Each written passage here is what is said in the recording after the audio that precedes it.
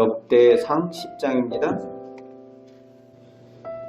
이스라엘 왕조 중심으로 이스라엘의 족보를 기록한 후에 9장 후반부터 조금 더 구체적으로 왕의 계보와 함께 자세한 내용을 다루면서 초대 왕 사울의 이야기부터 시작을 합니다.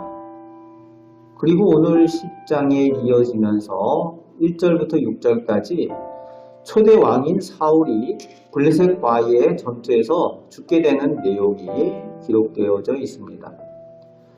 4절 말씀에 사울이 상처 입게 돼서 사로잡혀서 능욕을 당하거나 놀이개가 되거나 고문 등을 당하게 되는 그런 욕되게 될까봐 자기를 죽여달라고 옆에 무기를 맡은 사람, 그러니까 이제 전쟁에 나가면은 장군들이 그 모든 무기를 다 혼자 짊어지고 있는 것이 아니잖아요.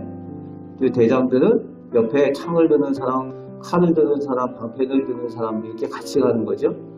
그 무기 든 사람에게 자기를 죽여달라고 합니다.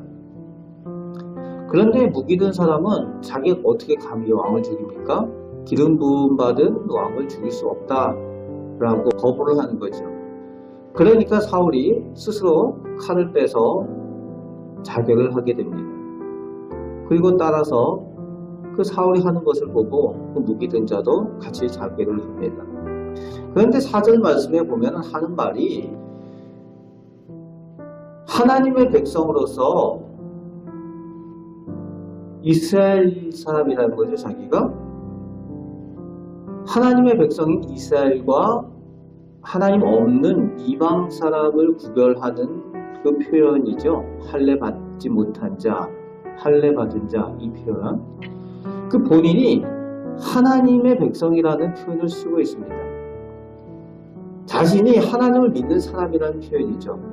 그런데 정작 그 표현을 쓰고 있지만 지금 사울의 형편은 정작은 하나님께 버림받은 사람의 형편인 것이라는 거죠.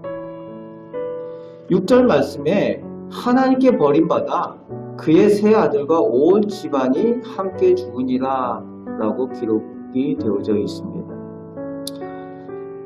오늘 성경은 사울이 단지 블레셋과의 전쟁하다가 우연히 죽게 된 것이 아니라 13절, 14절 말씀에 하나님께서 그를 죽이시고 라고 표현하고 있습니다.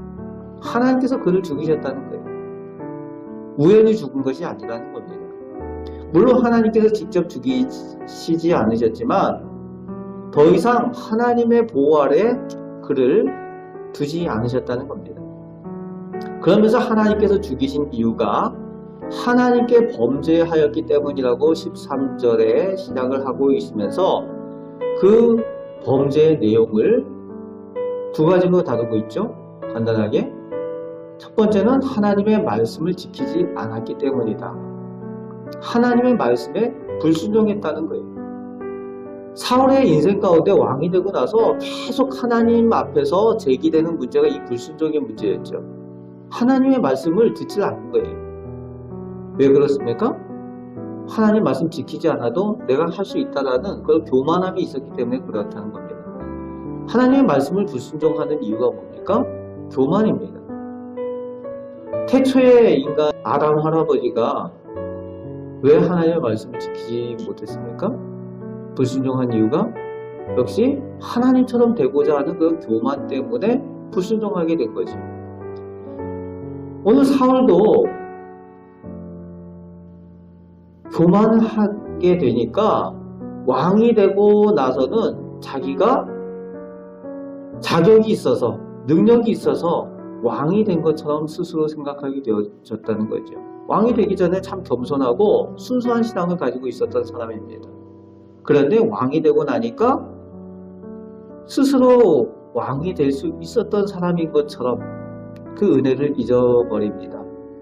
하나님의 말씀을 무시하게 되는데 제사장 사무엘을 통해서 하나님께서 말씀을 전하는데 하나님의 사람인 제사장 사무엘의 말을 무시합니다. 사무엘 무시합니다. 그리고 하나님도 무시하는 그런 교만을 가지게 됩니다. 무서운 죄죠. 하나님까지도 무시하는. 하나님 말씀이 더 이상 들리지 않는 거예요. 교만하면요, 하나님의 말씀이 들리지 않는 겁니다. 불순종하게 되는 이유가 교만 때문에.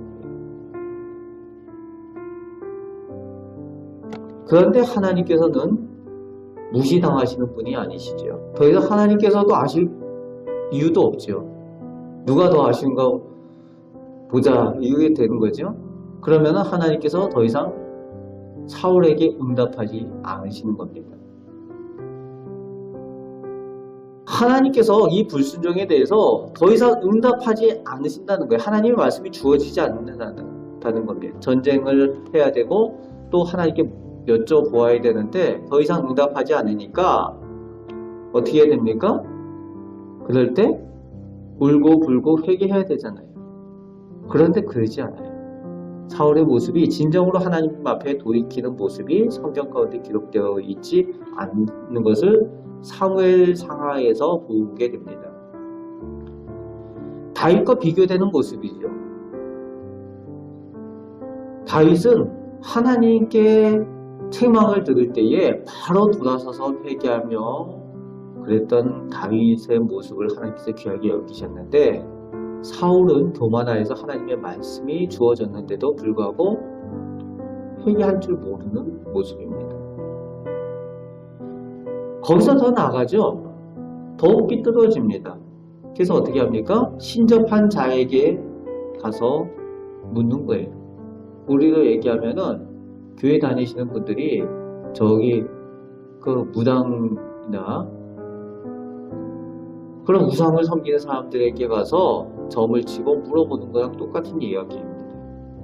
하나님께서 미워하시는 일까지 서슴없이 하고 있습니다. 누가요? 이스라엘의 왕인 사람이. 하나님의 백성이라는 그 지도자인 왕이라는 사람이 그렇게 되어져 버립니다.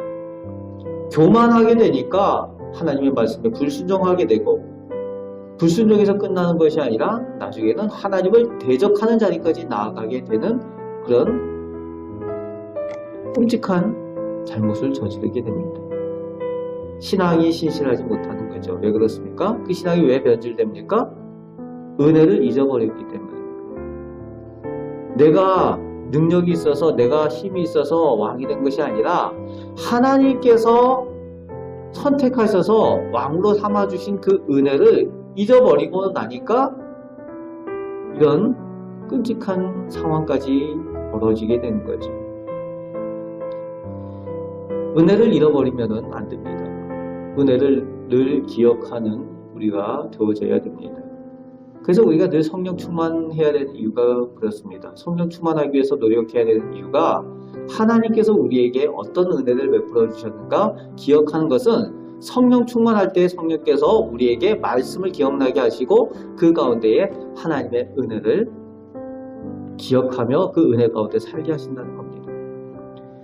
이 사울과 대비되는 사람들에 대한 내용이 나오고 있죠. 길르앗 야베스라는 사람들이 오늘 11절 12절에 나오고 있습니다. 이 길르앗 야베스라는 사람들은 그 이스라엘 지경에 그 암몬이라는 족속이 쳐들어왔을 때에 이 길르앗 야베스 족속이 다 죽임을 당할 수 있는 그런 상황이었어요. 길르앗 야베스는 이스라엘 족속이 아니죠. 이스라엘의 나무 패고 물 깃는 자로서 그 이스라엘에 스스로 종되기를 원해서 그렇게 봉사하는 사람들이었죠.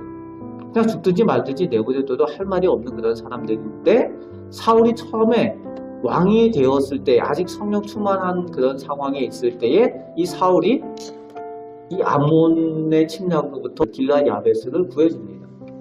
이 길르앗 야베스 이 민족이 사울에게 받은 은혜를 기억을 해서 이 사울이 전사하고 그 시체가 매달리고 그렇게 되었을 때에 자기들이 목숨을 걸고 가서 그 사울의 시신을 거두다가 장사를 지내줍니다. 에이, 죽었는데 뭐 끝인데 뭐, 이것이 아니라는 거예요.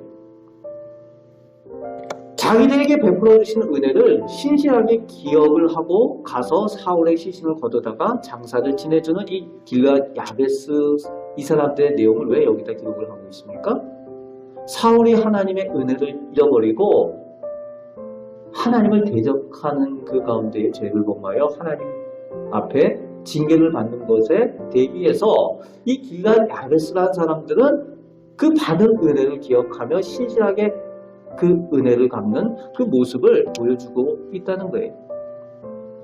오늘 우리는 하나님께로부터 받은 은혜들 기억하며 더욱 하나님과 동행하며 또 맡겨진 사명을 감당해야 될 줄로 믿습니다. 그럴 때 하나님께서 좋은 것들로 또 허락하여 주시고 은혜 가운데 살게 하시고 오늘도 하나님의 보호 아래 또 우리로 하여금 하나님께 영광 돌리는 하나님의 자녀로 축복된 자녀로 살게 하여 주심을 믿습니다. 이 말씀을 기억하며 하나님의 말씀에 순종하며 또 하나님께 영광 돌리는 삶을 살아가시는 우리 복된 성도들 다 되시기를 주님의 말씀으로 축복합니다. 아멘. 하나님 감사합니다. 오늘 저희를 사랑하여 주심을 감사드립니다. 주님의 사랑을 받았던 사울이 하나님의 말씀에 불순종하였던 것 교만 때문입니다. 아버지 하나님, 저희들이 늘 하나님 앞에 겸손하게 하시고 하나님께 받은 그 사랑과 은혜를 기억하며 또 하나님 앞에 신실한 신앙으로 변함없이 서게 하여 주옵소서. 그리하여서 하나님께 사랑받고 또 우리 자손 만대가 하나님의 복을 받는 은혜가 있게 하여 주옵소서. 오늘도 하나님과 동행하며 하나님의 보호 아래 살아가는 저희들 되게 하여 주옵소서. 감사드립니다. 예수 그리스도의 이름으로 기도합니다. 아멘.